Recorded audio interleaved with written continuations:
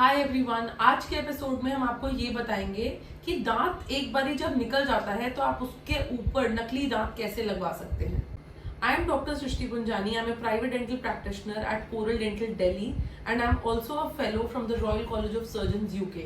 I am also a fellow for smile aesthetics as well as advanced oral implantology in India. अगर किसी कारण की वजह से आपका दांत निकाला जाता है या निकल जाता है तो आपके पास उसको रिप्लेस करने के लिए 3 ऑप्शंस होते हैं.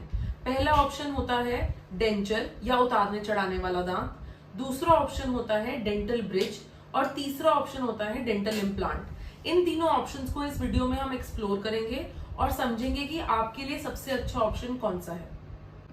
पहला ऑप्शन है डेंचर या रिमूवेबल पार्शियल डेंचर. जब एक या दो या कुछ ही दांत मिसिंग होते हैं एक जबड़े के तो एक रिमूवेबल पार्शियल डेंचर दिया जाता है पेशेंट को.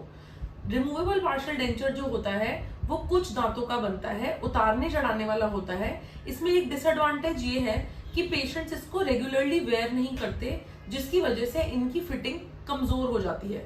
दूसरा, ये रियल टीथ जैसी फीलिंग नहीं देते चबाने में और लगाने में, जिसकी वजह से आपको थोड़ा भारीपन हो सकता है और उतना अच्छा एक्सपीरियंस नहीं है इसका नकली दांत लगाने में. बट डेंचर्स की ये एडवांटेज है कि इससे आपको काफी सस्ता सोल्यूशन मिल जाता है नकली दांत लगवाने का, जो कि काफी पॉकेट फ्रेंडली भी होता है.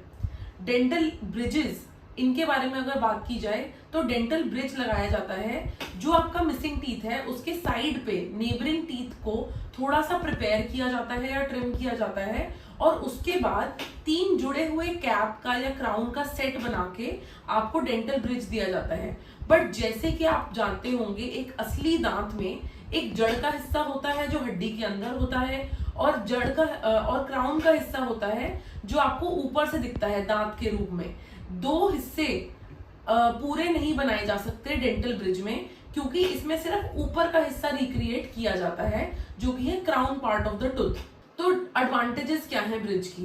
एडवांटेजेस ये है कि ब्रिज करने के लिए हमें कोई भी सर्जिकल प्रोसीजर नहीं करना पड़ता. दूसरी एडवांटेज ये है कि काफी क्विक है ये और दांत निकलवाने के 2-3 हफ्ते बाद ही आपको ब्रिज दिया जा सकता है. तीसरी एडवांटेज ये है कि ये भी एक हद तक कॉस्ट फ्रेंडली पड़ता है पेशेंट्स को. बट डिसएडवांटेज ये है कि आपके नेबरिंग टीथ को ट्रिम करना पड़ता है और लॉन्ग टर्म में 3 जुड़े हुए दांत होने की वजह से 2 दांतों पे 3 दांतों का बोझ पड़ता है चबाने के लिए, जिसकी वजह से लॉन्ग टर्म में वो 2 दांत जिनसे इस तीसरे दांत का सपोर्ट लिया जा रहा है वो कमजोर भी पड़ सकते हैं और हिलना भी शुरू कर सकते हैं. अब आते हैं हम तीसरे ऑप्शन यानी कि डेंटल इम्प्लांट पे. डेंटल इम्प्लांट एक स्क्रू जैसा होता है जो जड़ के हिस्से को रिप्लेस करता है.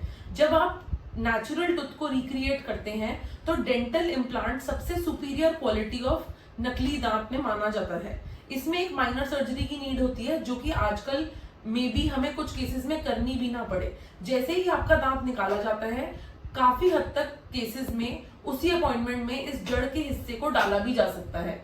तो इमीडिएट इम्प्लांटोलॉजी में आप सेम अपॉइंटमेंट में निकालने के साथ साथ आप डेंटल इम्प्लांट को प्लेस कर सकते हैं एंड उसके बाद इस पे क्राउन दे सकते हैं. एडवांटेज ये है कि नेबरिंग टीथ को कोई भी नुकसान नहीं पहुंचता and just like a real tooth इसकी सिमुलेशन होती है. चबाने और काम करने में ये बिल्कुल रियल फील होता है और कंफर्टेबल भी बहुत रहता है पेशेंट्स को.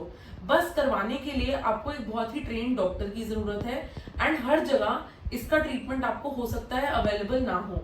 अवेलेबल हो भी तो आपको इसके ब्रांड की और इसके मटेरियल की पूरी जानकारी लेने के बाद ही अपने डॉक्टर से इसको करवाना चाहिए.